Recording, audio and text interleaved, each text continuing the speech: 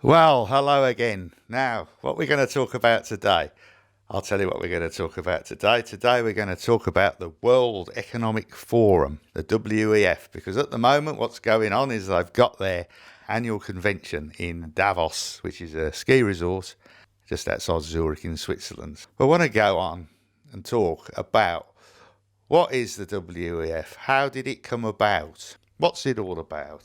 Who started it? Essentially, what are its aims?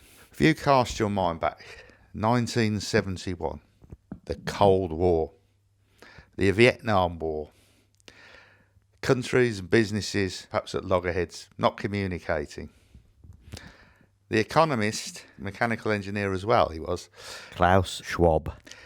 developed the concept of stakeholder capitalism. Now, what is this? Well, this is really trying to develop a long-term aim of creating in the world a responsibility for those in power to look and benefit society at large.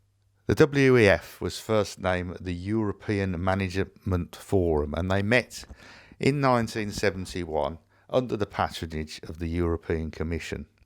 The first meeting did have mainly businesses and corporations coming to discuss. But in 1972, there was the first speech made by a political leader, and this was actually made by Pierre Werner of Luxembourg. Very quickly, political leaders did realise that this was a fantastic forum to come together and discuss their issues and come to agreements. For example, 1988, the Davos Declaration was signed by Greece and Turkey, and this did avert potentially a war between the two countries.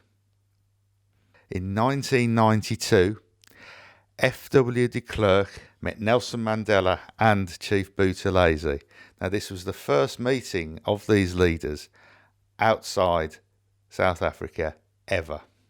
In 1994, Israeli Foreign Minister Shimon Peres and PLO leader Yasser Arafat met and came to a draft agreement regarding Gaza and Jericho. In 2018, Indian Prime Minister Narendra Modi gave the first keynote speech at the convention. He highlighted terrorism, protectionism and climate change as the major issues that the world as a whole needs to deal with. The founder, Klaus Schwab. is still the chairman of the WEF, and he's guided by a team of trustees, a board of trustees. And these are made up of political leaders, business leaders, civil leaders, and academics. Now, among past trustees are such notable names as Tony Blair and Christine Lagarde. How is the WEF funded? Well, it's funded by 1,000 member companies. Now, each of these corporations, companies, have a turnover of over $5 billion. Who can join the WEF? Well, anyone can join the WEF. You can join as an individual, and as a company, you can become an industry partner, or what they say is a strategic partner. You can even pay for admissions. So you can get admission, you can go along to one of their meetings. But to get in, it would cost you $19,000. Each convention has a theme. Now, these themes are quite broad in their wording and sometimes do tend to duplicate themselves, just with a slight change in the words.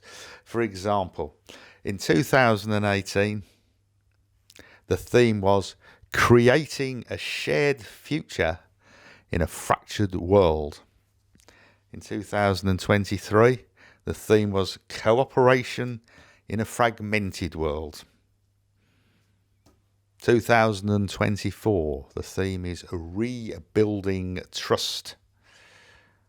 Our major speech in the 2024 2024 convention has been made by President Zelensky of Ukraine. This was an important speech and it received a standing ovation. So that's it, very briefly, the World Economic Forum. Now I hope you like my videos, and if you do, please subscribe. And if you've got any comments, please make them, because I'll be really interested to hear them. Or if there's anything else you want me to talk about, please say. But thanks very much for watching, and speak to you soon.